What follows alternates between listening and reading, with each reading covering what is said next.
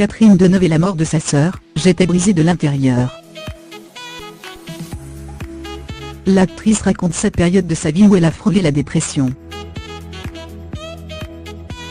Catherine Deneuve semble intouchable, libre, elle le répétait encore il y a peu en couverture de Libération tout en s'excusant auprès des victimes de violences sexuelles de les avoir blessées en signant un tribune maladroite, scandaleuse, dans Le Monde, et l'incarnation d'une femme forte, complexe et passionnante.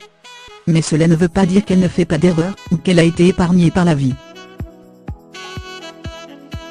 Catherine Deneuve a vécu le drame de perdre sa sœur très tôt, la superbe Françoise d'Orléac, sa sœur jumelle dans Les Demoiselles de Rochefort de Domy. L'actrice rousse et magnétique, comme Sharon Tate avait 25 ans, quand un accident de voiture a mis fin à sa formidable ascension. Dans le dernier numéro de Vogue Homme, Catherine Deneuve revient plus particulièrement sur un tournage en Californie, Folie d'avril, qui fut particulièrement ardu après ce qu'elle venait de traverser. C'était un moment très difficile. J'avais 25 ans, je venais de perdre ma sœur, j'étais célibataire avec mon petit garçon Christian Vadim, né en 1963 de sa relation avec Roger Vadim, nœud de la rédaction.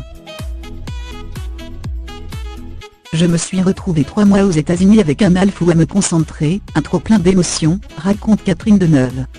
J'étais brisée à l'intérieur. Je n'étais pas en dépression, mais à la frontière de l'état dépressif. Après, la dépression est un sujet que je connais bien, parce que j'ai des amis qui l'ont traversé. La dépression, c'est une véritable perte de soi-même, une déconnexion par rapport à la réalité, un écrasement de la personnalité. Personne n'est à l'abri de ça. C'est terrifiant. Françoise d'Orléac est morte il y a plus de 50 ans. Catherine Deneuve a attendu 1996 pour coucher sur papier ses souvenirs. Elle s'appelait Françoise, dont la préface est signée Patrick Modiano, prix Nobel de littérature, a été rééditée en 2017 chez Michel Lafon. L'extravagance mais aussi les tourments secrets. Légère, éblouissante et le regard quelquefois triste, écrit Modiano. On n'était jamais sûr de bien connaître son visage. Tout en contraste, en inquiétude, de celles qui font le scintillement de ses poils.